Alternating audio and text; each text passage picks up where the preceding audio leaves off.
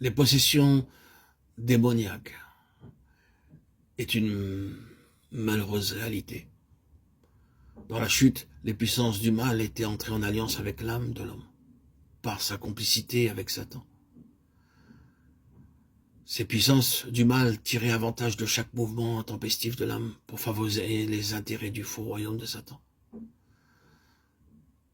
Nous avons, d'un autre côté, essayé d'expliquer clairement que la réalité la plus intime de la nouvelle naissance et d'une union spirituelle avec Dieu est quelque chose de beaucoup plus profond que l'âme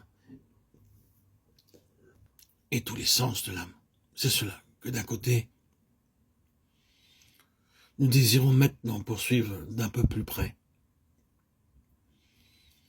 Il nous faut avant tout parler de cette expérience très réelle et douloureuse par laquelle passent beaucoup de personnes et même d'enfants de Dieu. Par suite d'une déficience physique ou mentale, il y a la dépression nerveuse, il y a la neurasthénie, il y a l'anémie et la tension artérielle. Ces maladies, non pas invariablement, mais le plus souvent deviennent pour l'ennemi l'occasion de faire de cruels assauts. Il peut y avoir le sens terrible, est-ce trop fort de le nommer ainsi, de quelque chose de diabolique à l'intérieur. La personne vivante, la plus mauvaise, ne saurait être plus mauvaise que se croit et se sent être, par moments, ces pauvres victimes. Non seulement elles éprouvent cela, mais elles parlent et agissent parfois en désaccord absolu avec une disposition vraiment chrétienne. Il y a donc, dans l'une de ces maladies, du moins un facteur particulier, c'est celui d'une seconde personnalité, le sens d'une autre présence dans la proximité immédiate. Il n'est pas nécessaire de nous arrêter là-dessus. Il y en a beaucoup, hélas, qui connaissent tout cela, et si l'un de ceux qui écouteront ces paroles n'a pas fait une expérience de ce genre, et n'en a pas souffert, qu'il en remercie Dieu et ne juge pas ceux qui la traversent.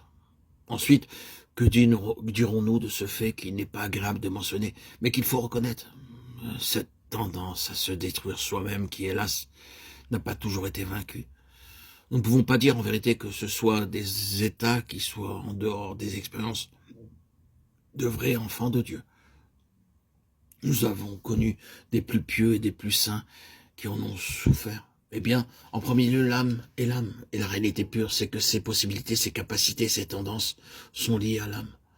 En de pareils moments et dans de telles conditions, lorsque l'appui d'une bonne santé, d'un système physique bien équilibré font défaut, nous voyons là ce que n'importe quel mortel peut faire dans les mêmes conditions. Ce n'est qu'une question de degrés dans lesquels se manifeste un fait fondamental. On peut faire beaucoup pour soulager cet état et créer l'amabilité et une ambiance plus heureuse, par un réajustement et un renouveau physique. Mais la bonne santé avec toute la bonne attitude qui l'accompagne n'est jamais la sainteté dans sa nature essentielle. Un homme ne sera jamais rendu plus chrétien dans sa nature en étant soulagé de certaines aggravations, tensions ou maladies nerveuses et mentales. Peut-être la valeur la plus grande d'un tel soulagement sera qu'il aura abandonné ses idées mélancoliques au sujet de son état spirituel. Mais ce que nous pouvons croire de nous-mêmes sous certaines conditions et ce qui est réellement la vérité peuvent être cependant des choses entièrement différentes. Satan a poussé beaucoup d'enfants de Dieu aux limites du désespoir et même au suicide en leur faisant croire à ce mensonge que leur vie d'âme est le critère pour l'enfant de Dieu. C'est Christ qui est le critère et non pas la vie de l'âme.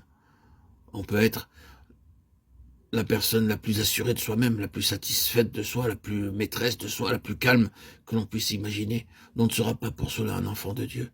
Et l'on peut être la personne la plus craintive, la plus tourmentée, la plus torturée, la plus assaillie par le diable qu'il soit possible d'être, sans que cela change le fait que l'on est un enfant de Dieu.